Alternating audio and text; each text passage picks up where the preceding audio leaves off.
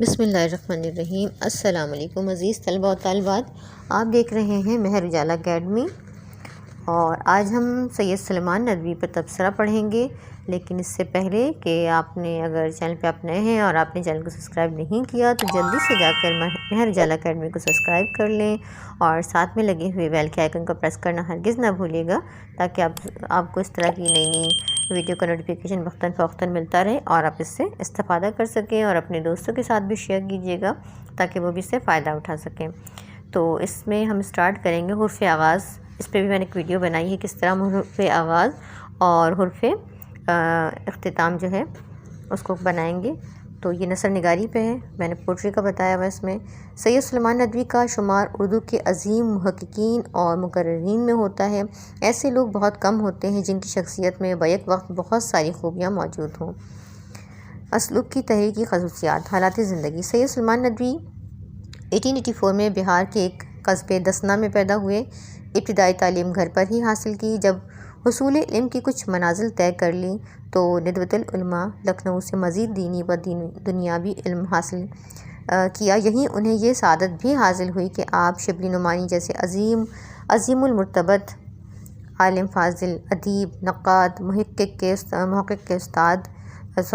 کے شاگرد ہوئے۔ سلیمان ندوی شروع ہی سے بڑے ذہین تھے۔ مولانا شبلی نے انہیں اپنی تجربے اور ذہانت سے پہچان لیا اور انہیں رسالۃ ندوہ کا سب ایڈیٹر مقرر کر دیا۔ 1953 میں انتقال ہوا۔ اسلامیہ کالج کراچی کے احاطے میں علامہ شبیر احمد عثمانی کے مزار کے پہلو میں دفن ہوئے۔ مقصدیت، ان کی جتنی بھی تحریریں ہیں وہ بامقصد ہیں۔ سلیمان ندوی کو احساس تھا کہ حالات کی تبدیلی کے ساتھ ساتھ ادب کے مقاصد بھی بدلتے ہیں، اس لیے انہوں نے جتنی بھی تحریریں لکھیں وہ بامقصد لکھیں۔ آپ ندوۃ العلماء میں بحیثیت معلم خدمات انجام دیتے رہے۔ سید سلیمان ندوی فرماتے ہیں، اب زمانہ سلاطین کے درباری شعراء کا نہیں بلکہ قومی اور ملی شاعروں کا ہے، جو بادشاہوں کے مدح قصیدوں کی جگہ ملک و قوم کی جذبات کی ترجمانی کریں۔ قیام پاکستان کے بعد حکومت پاکستان کی دعوت پر پاکستان تشریف لائے اور مرتے دم تک کراچی میں رہے۔ تحقیق و جستجو، دارالعلوم ندوۃ العلماء کے بانیوں اور علامہ شبلی نے یہ خواب دیکھا تھا کہ ندوہ سے ایسے علماء تیار ہو کر نکلیں جو نہ صرف علم قدیم و جدید کا سنگم ہو بلکہ وہ متشکرین کے افکار و خیالات پر اس طرح بجلی بن کر گریں کہ اس کی چمک سے ان کی باطل نگاہیں خیرہ ہو کر رہ جائیں اور ان کے بے بنیاد دعووں اور الزاموں کا نشیمن خاستر ہو جائے، اور یہی کام علامہ سید سلیمان ندوی نے کر کے دکھایا۔ ان کی تحریروں میں تحقیق اور جستجو نمایاں نظر آتی ہیں، خواہ وہ سیرت کی کتاب ہو یا کوئی دوسری، سیرت عائشہ صدیقہ رضی اللہ تعالیٰ ہو یا قیام عمر خیام کے متعلق، ان سب میں ان کی تحقیق اور جستجو جا بجا نظر آتی ہیں۔ علامہ سید سلیمان ندوی ایک جید عالم، بہترین ادیب اور بلند پایہ مورخ تھے۔ ان کی ہر کتاب میں علمی صداقت اور دیانت پائی جاتی ہے۔ ان کی تحقیق پر ہم مکمل اعتبار کر سکتے ہیں۔ دلکشی و رعنائی، آپ ہر بات اس قدر وضاحت سے بیان کرتے ہیں کہ قاری کی دلچسپی آخر تک برقرار رہتی ہے۔ سیرت النبی کا موضوع سنجیدگی، علمی متانت اور تمکنت کا تقاضا کرتا ہے۔ سید سلیمان ندوی کے قلم نے اپنے دلکش اور دلچسپ انداز بیاں کی وجہ سے اسے بھی دلکشی اور رعنائی عطا کر دی ہے۔ ان کا لکھنے کا انداز اتنا خوبصورت اور دلکش ہے کہ لکھنے والے کی حضور اکرم صلی اللہ علیہ وآلہ وسلم کی عشق رسالت مآب صلی اللہ علیہ وآلہ وسلم سے سرشار ہے۔ آپ صلی اللہ علیہ وآلہ وسلم سے محبت کی وجہ سے ان کے لہجے کو شیرینی، دلکشی و رعنائی عطا ہوئی ہے۔ اظہار کی یہ دلکشی ہی ان کی تحریر کا حسن لازوال ہے، اور یہی دلکشی قاری کی دلچسپی کو برقرار رکھنے کی وجہ ہے۔ پھر ہے سادگی و سلاست۔ تو سید سلیمان ندوی کی تحریروں میں سادگی اور شگفتگی پائی جاتی ہے۔ ان کا انداز بیاں خشک اور غیر دلچسپ نہیں ہے بلکہ سادہ و سلیس ہے، لطافت اور چاشنی سے بھرپور ہے۔ ان کی سادہ تحریروں کو پڑھنے والا بآسانی سمجھ سکتا ہے کہ سیرت نبوی میں جہاں سرکار عالم صلی اللہ علیہ وآلہ وسلم کی سیرت کی جامعیت بیان کی ہے، وہاں بھی انداز بیاں سہل اور سادہ ہے۔ مثال کے طور پر آپ لکھتے ہیں کہ اگر اولاد والے ہو تو فاطمہ رضی اللہ تعالیٰ کے باپ اور حسن رضی اللہ تعالیٰ اور حسین رضی اللہ تعالیٰ عنہ کے نانا کا حال پوچھو۔ یہاں نام غلط آ گیا۔ آپ کا طرز تحریر سادہ، دلکش اور عالمانہ ہے۔ آپ کے یہاں خیالات کی بلند فکر کی باریکی اور گہرائی جگہ جگہ ملتی ہے۔ پراثر مضامین: سید سلمان ندوی کی تحریریں پراثر ہیں اور ان کے مضامین کے مطالعے کے بعد دل کو ایک لطیف احساس سے ہمکنار کرتا ہے۔ قاری کی دلی کیفیات مصنف کی دلی کیفیت جیسی ہو جاتی ہیں۔ ان کے مضامین میں شخصیت کا جوش جھلکتا ہے۔ آپ کی طرز تحریر علامہ شبلی سے اتنی مشابہ ہے کہ اگر مصنف کا نام معلوم نہ ہو تو شبلی اور سلمان ندوی کی تحریر میں ذرا بھی فرق محسوس نہ ہو۔ تنوع مضامین یعنی قسم قسم کی اور ہر رنگ کا ہم کہہ سکتے ہیں تنوع کی میننگ۔ تو سید سلمان ندوی بہترین مقرر اور محقق تھے۔ اسی وجہ سے انہوں نے اردو میں ادبی ہو یا تاریخی سوانح نگاری ہو یا تحقیق کی تمام شعبوں میں مہارت سے قاری تک پہنچائی، اور سیرت نبی صلی اللہ علیہ وآلہ وسلم کی آخری 4 جلدیں سید سلمان ندوی کی لکھی ہوئی ہیں۔ ان کی تحریروں میں تنوع پایا جاتا ہے، یعنی آپ کو اس میں ہر رنگ دکھائی دے گا۔ خلوص و دیانت: سید سلمان ندوی کی ملکی اور عالمی پیمانے پر گہری نظر تھی۔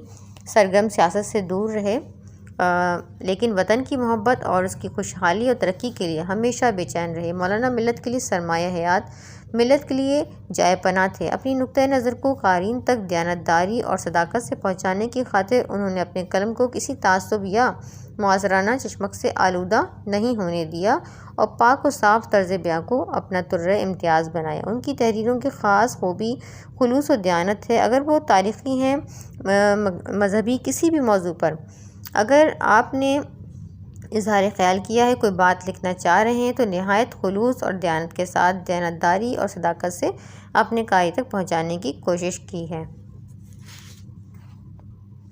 اختصار و جامعیت: سید سلمان ندوی پیچیدہ اور تفصیل طلب بات کو نہایت مختصراً اور اختصار لیکن جامعیت کے ساتھ بیان کرتے ہیں، اور اس کی بہترین مثال ارض القرآن ہے، جس میں قرآن کا جغرافیہ، اقوام عرب کے تاریخی، نسبی، قومی، تجارتی اور تمدنی حالات پر بحث کرتے ہوئے بھی اسلوب کی یہ صفت برقرار رہتی ہے۔ ان کا انداز بیان نہایت جامع اور مختصر ہوتا ہے۔ سنجیدگی اور شائستگی: سید سلمان ندوی جس موضوع پر بھی قلم اٹھاتے ہیں، عالمانہ سنجیدگی اور شائستگی کو برقرار رکھتے ہیں۔ آپ کا طرز تحریر سادہ و دلکش اور عالمانہ ہے۔ سیرت النبی صلی اللہ علیہ وآلہ وسلم ہو یا سیرت عائشہ رضی اللہ تعالیٰ عنہ اور عمر خیام کے متعلق، ان سب میں شائستگی اور سنجیدگی کو برقرار رکھا ہے۔ علمی متانت: ان کی تحریروں میں علمیت نے خاص متانت و تمکنت پیدا کر دی ہے۔ مولانا کو کئی زبانوں پر عبور حاصل تھا۔ ان کا علم و دانش ہمیں ان کی تحریروں میں بھی نظر آتا ہے۔ اسلام کے ظہور سے پہلے دنیا کے گھرانے سامی، تورانی، ایرانین اور 3 مستقل خاندانوں میں بٹے ہوئے تھے۔ اسلام کا بڑا کارنامہ ان سب کو ملانا اور جوڑنا ہے۔ اس کا تمدن مصر، شام، عجم، روم اور یونان کے تمدنوں کا خلاصہ ہے۔ سوانح نگاری: سید صاحب سوانح نگاری کے اس صنف ادب کی معراج کو چھویا ہے انہوں نے، اور بہترین نمونہ تحریر پیش کیے۔ مولانا شبلی نعمانی نے اپنے انتقال کے وقت وصیت کی تھی کہ جب تم دنیا کے کاموں سے فارغ ہو چکو تو میری سوانح عمری لکھنا، یعنی ان کے بارے میں۔ چنانچہ سید صاحب نے سن 1940 میں حیات شبلی پر کام کا آغاز کیا اور 886 صفحات پر حیات شبلی شائع کی۔ یہ کتاب سید صاحب کی آخری تصنیف ہے، اور یہ کتاب صرف ایک شخص کی سوانح حیات پر ہی نہیں بلکہ مسلمانان ہند کے 50 برس کے علمی و ادبی، سیاسی، تعلیمی، مذہبی اور قومی واقعات کی تاریخ بھی ہے۔ استدلالی تحریریں، یعنی کہ کس طرح وہ دلیل سے بات کرتے ہیں۔ تو علامہ سید سلمان ندوی ایک جید عالم، بہترین ادیب اور بلند پایہ مورخ بھی تھے۔ آپ دانشور، عالم دین اور سیاسی لیڈر بھی تھے، لہٰذا کوئی بھی سیاسی معاملہ ہو یا مذہبی مباحثہ ہو، وہ اپنی بات دلیل کے ساتھ بیان کرتے۔ ان کی تحریروں کے اندر بھی ہمیں استدلال نظر آتا ہے۔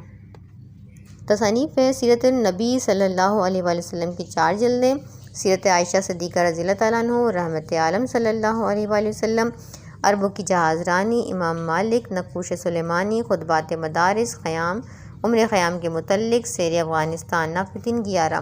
ڈاکٹر نذیر حسین زیدی کہتے ہیں کہ سیرت کے سلسلے میں خطبات مدارس نے بڑی سے بڑی ذہیم کتابوں کے مقابلے میں جو مقبولیت حاصل کی ہے، اس کی مثال ادب میں نہیں ملتی ہے۔ علامہ شبلی نعمانی کہتے ہیں کہ ندوہ نے کیا کیا؟ کچھ نہیں کیا، صرف ایک مسلمان پیدا کیا تو یہی کافی ہے۔